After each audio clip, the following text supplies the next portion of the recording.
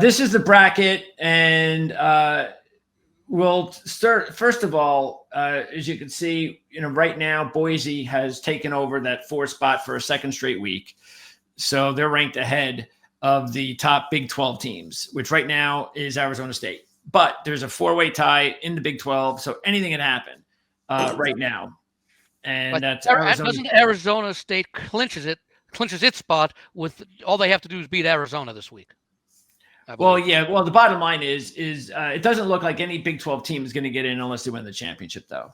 So maybe they can, but right now that doesn't look like the case. So Arizona State, Iowa State, BYU, and Colorado, those are the 4 teams that will have a shot at the Big 12 championship.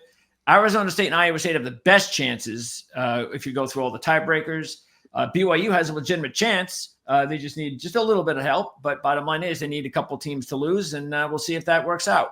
So anyway, what a great story, though, isn't it? Seeing Arizona State on the board for the playoffs. I mean, just where they were a couple of years ago, that program was dead. Herm Edwards, I don't know what he did with the program, but it wasn't good. And this Dillingham, young coach, one of the youngest coaches in college football, has done a tremendous job.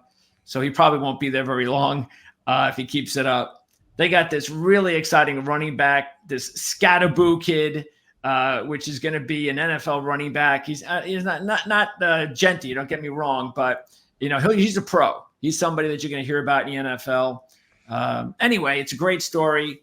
Anything? Any of you guys have a prediction on what you think is going to happen in the Big 12? Who do you feel more confident will come out of there to win the championship in those 4 teams?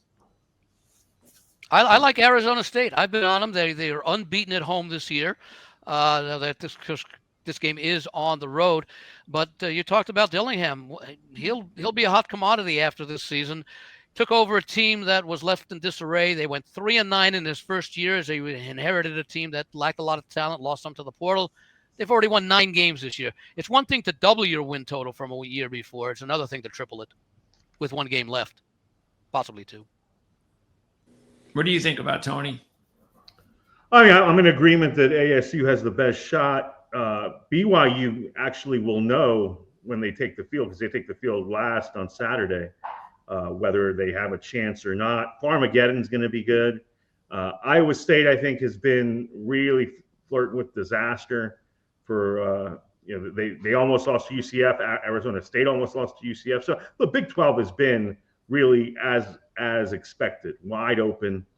So I'm not going to say, well, they definitely deserve a spot no matter what in this CFP. I think it's been open enough without a dominant team that if they do have a 3-loss champion, I could see them getting knocked out. But yeah, certainly I think it would be exciting to see BYU go into that final game of Saturday night, the final Power 4 kickoff of the evening with an opportunity. But again, they would need Kansas State to beat Iowa State. I think Arizona State beats Arizona rather easily. Arizona's got great skill players, but their big issue all year has been protection up front. Just haven't been able to protect Fifita, and that has really broken down their offense. They really can't get pressure either, so I don't think they're going to be able to stop Arizona State's run game. Scatterboo reminds me of that kid Schrader from Missouri. Very similar story. I think he's better though. I think he is, but very a battering ram of a running back. Yeah. Definitely think he's got an NFL future like Carson Steele. And then Colorado, I mean, look, they fumbled away their chance. I thought Dion phrased that perfectly. Just could not stop the run. Kansas, to their credit, was physical enough on defense to win that game. I think CU does win their finale. So, they would then need both BYU and Iowa State to lose. So Arizona State, I think, chalk, they get in, and then we'll see what happens with the other spot. Yeah, keep in mind the preseason favorites. There are 4 of them that you could argue: Utah, Oklahoma State, Kansas, and Kansas State. Kansas State started out playing well, but they've not been all that sharp lately. Kansas is the team that's hot. And by the way, they were 3-6. They knocked off those couple of those upsets. They win this week. All of a sudden, they become bowl eligible. Nothing as far as the CFP is concerned, but it'd be a nice job done by Leipold after they disappointed early. Yeah, very. I mean, they blew a bunch of games in the fourth quarter early in the season. I mean, a lot was expected from them. You mentioned Oklahoma State. This would be their first winless season since, and this is going way back, since Mike Gundy was a first-year offensive coordinator. So we're talking 30 years. You mean non-winning season, not like winless in the conference. Winless conference season. Oh, okay, because it'd also be his first losing season since I think his first year as head coach, which is 27 yeah, but years. I'm just talking about going 0-8. I mean, they haven't beaten anybody, and he's gotten in it with their fan base. It's been a rough year for the Cowboys. Yeah, I actually I think Oklahoma State might actually pull off the upset. I think if you're looking for a couple of nice double-digit upset picks, that's not a bad one, because now Colorado's coming off a loss. So they got to be thinking something, maybe the pressure. They're at home. And Oklahoma State finally found a quarterback that works the system well, because they have this redshirt freshman quarterback that got his first start last week. If you were wondering why they put up 48 points, that's why. Ollie Gordon, who's done nothing all year. A lot of that also has to do with the fact that teams were stacking the line of scrimmage and they couldn't do anything about it because they didn't have a dual threat quarterback. So everybody was on Ollie Gordon. Well, now you put a dual threat in there, you got to pick and choose. And that's why the offense had an explosion last week. Ollie Gordon finally had a big game. So I think that could continue. And if this Smith kid, the quarterback, has another good game, you might see, especially because they'd like to get a win, just like you guys mentioned. So this is their season. This is it for Colorado. That's why, and I want to ask Victor this. My first thought on the game, over the total. Yeah, it's absolutely. Definitely leaning that way. You're right. Definitely. Kansas is at 3 upset underdog wins in a row now for the Jayhawks, playing as well as almost any other team in that conference. Aside and by from the way, I believe last week in Mark's newsletter, he pointed out what you do when an underdog is off 3 straight wins. And last week, the play was Baylor. I think Baylor ended up winning, so it didn't work then. But now, interestingly or ironically enough, coming off those 3 straight underdogs wins, that's where Kansas plays at Baylor this week. Yeah, and Kansas needs the win for bowl eligibility. Baylor still has a little bit of hope because the tiebreakers in the Big 12 are just by the thousands. And they're one of those teams outside the top 4 I mentioned that still could win the championship or get to the championship game. But Kansas definitely needs to gain more. And then overall, though, I mean, that is definitely going to be one of the key games, too, to keep an eye on. But I don't know. We'll see how it all works out. Again, that's what the fun is about the Big 12. I think it happened. And then right there, you see the Big 12 winner has Ohio State. And then the winner would play on Boise State. How interesting that would be if it really worked out that way, because let's feel this. I mean, you've got Boise State just a game away from the semis. So if by some miracle you had an Arizona State upset of Ohio State, one of those 2 teams would be in the semis. Don't think that's going to happen. But Ohio State, Boise State, that would still be a very interesting situation because Boise State would end up with the home field. And I think that could make a little bit of a difference. So well, first of all, Boise has to get by Oregon State. They probably will. They do. And then a likely rematch, and this would be on their home field against UNLV, who they beat by 5 earlier this season. Well, what do you think? I mean, because we've been talking a lot about Tulane, and unfortunately, their ranking is still very low.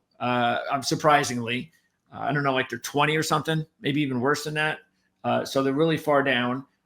So they're not getting any near the respect that Boise State's getting. But if Boise State does lose, it's going to open up the door for Tulane now, who's already in the AAC championship game. How about that? How about SMU? Wouldn't SMU and Tulane possibly play?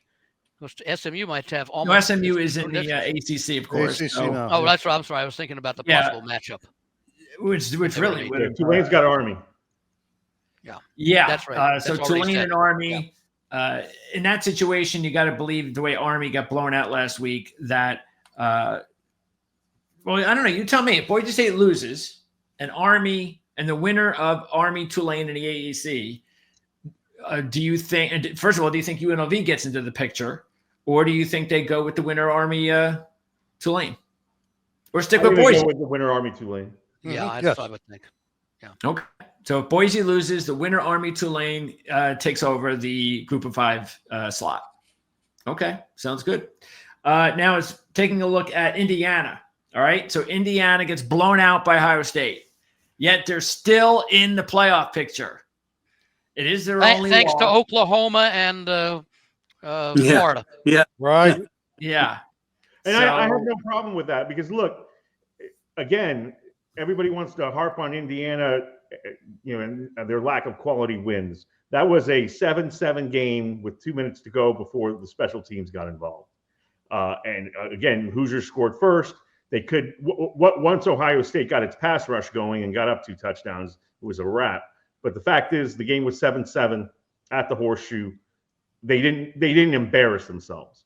So if you win out, if you're the Hoosiers, I think, especially given the carnage in the SEC and the Big 12, to me they deserve a top 12 spot. Would you think perhaps needing style points that you might want to play on both Penn State and Indiana? Penn State's in a lot better position, but you never know what the committee might do. So they may want to get as many style points as possible. And they're laying a big number against Maryland, and Indiana's leading in the big number against 1-10 Purdue in their what's that, the Oaken Bucket? Andy, blanket style points this week. So anybody you want to ask me about style points, I say yes, they need them. by the way, and yes, they should take them. Yes. You don't know if these committee members are actually watching these games and not just looking at the score. nobody wants to see these matchups right here. Nobody wants to start the playoffs with conference games. Nobody. Yeah. I mean, we don't want to see that. So hopefully it'll work itself out. All right. So here's the scenario. Okay. And Kiffin actually brought this up himself last week before the loss. So Penn State. All right. If you're Penn State, do you rather play in the championship game, somehow get in there and risk losing it? That might put yourself in jeopardy of making the playoffs or not. Or would you rather just, like Lane Kiffin said, hey, I don't want anything to do with the championship game. It's going to cost me maybe a chance to go to the playoffs. Therefore, if that is the way coaches are thinking, shouldn't we just nix this whole championship formula? Because if the coaches would rather not play in it because they think it might hurt their chances of getting into the playoffs, well, it just ruins the whole idea of a championship game, doesn't it? I mean, I'm in agreement there, but that's a separate conversation. Just in general, I think there's too much money in conference championship games for them to go away. You know, the venues are predetermined.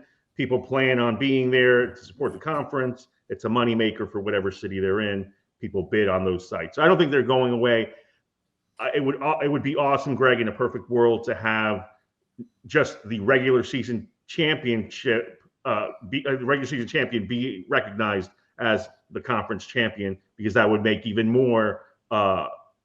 It would lend more credence to this regular season schedule. But I don't think that's going to happen. I think you're always going to have a conference championship game. Yeah,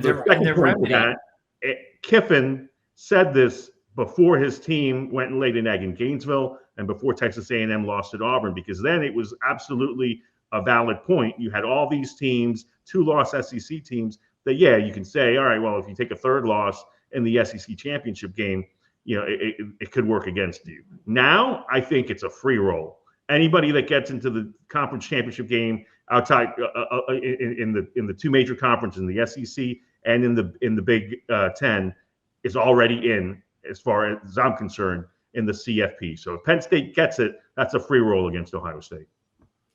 Yeah, the remedy is just going to be what they're going to do, and they're going to add more teams. Well, same thing like Texas. You know, what if Texas loses? And again, here's something also to keep in mind. There's a lot of money for these conferences here. If A&M beats Texas, there's a team that gets in that was not going to get in. Texas will be in, and maybe one or two others. Georgia will be in. So if A&M loses, A&M won't be in. If they beat Texas in the championship game. Oh, I'm sorry. In the championship game, assuming they beat Texas, yes. Yeah, Texas A&M would have to win the championship game. Right. Yes. Yeah, that's the thing again, right there. If Texas A&M plays in the SEC championship game and loses, they're out. They don't go to the playoffs, but the team that doesn't get into the SEC championship game, Tennessee, does make the playoffs. How ridiculous is that? That is ridiculous, but it's a stronger regular season resume, though, Greg. In that regard, I know. I would have the beef if I'm A&M against Alabama, because then Alabama is basically the strongest three-loss team, and we're talking about them potentially sliding in somehow. Then I would have that beef if I'm A&M. My third loss comes in the thing, and I beat Texas. So from that standpoint, I think you put those two head to head, and I would have A&M in. But based on the exact points you're making, I think it would be ridiculous otherwise. Yeah, that loss to Notre Dame may have been the strongest. In fact, you sent something out over the weekend, Greg, and I didn't get a chance to give you a reply because I did some research about the SEC and how they've done in non-conference games. But I'd have to say that A&M's home loss to Notre Dame at the start of the season was the best. It may have been the only non-conference loss by an SEC team. Yeah. Which again goes to scheduling. Yeah. Wow. I mean, it's going to be a lot of fun. Can't wait. It's we're all looking forward to it. We got one more big week though, and then of course championship week. So there's still a lot to be determined.